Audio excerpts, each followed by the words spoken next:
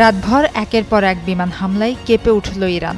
আকাশ জুড়ে বিস্ফোরণের শব্দ আর ধোঁয়ায় ঢেকে যায় একের পর এক এলাকা। টানা দ্বিতীয় দিনের মতো তেহরানে আবারও বিমান হামলা চালিয়েছে যুক্তরাষ্ট্র। প্রশ্ন একটাই, মধ্যপ্রাচ্যে কি আরও বড় যুদ্ধের সূচনা হয়ে গেল?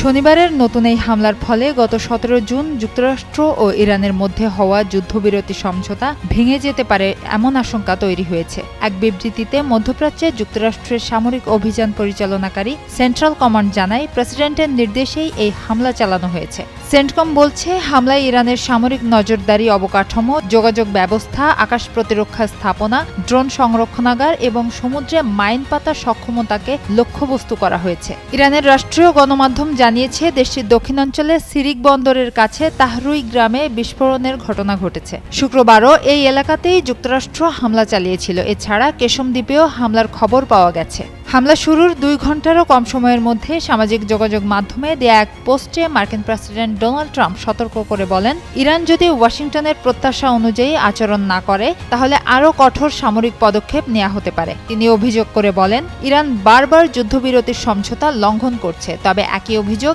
ইরানও যুক্তরাষ্ট্রের বিরুদ্ধে করে আসছে। এদিকে ট্রাম্প ইরানকে ইঙ্গিতপূর্ণ মন্তব্য করে বলেন, তাদের শিক্ষা হবে কিনা তা নিয়ে যথেষ্ট সন্দেহ রয়েছে। এছাড়া তিনি আরও বলেন, এমন সময় আসতে পারে যখন যুক্তরাষ্ট্রের আর সংযত থাকার সুযোগ থাকবে না। তখন তারা যে সামরিক অভিযান সফলভাবে শুরু করেছে সেটি সম্পূর্ণ করতে বাধ্য হবে। যদি এমনটা ঘটে তাহলে ইসলামী প্রজাতন্ত্র ইরানের আর অস্তিত্ব থাকবে না।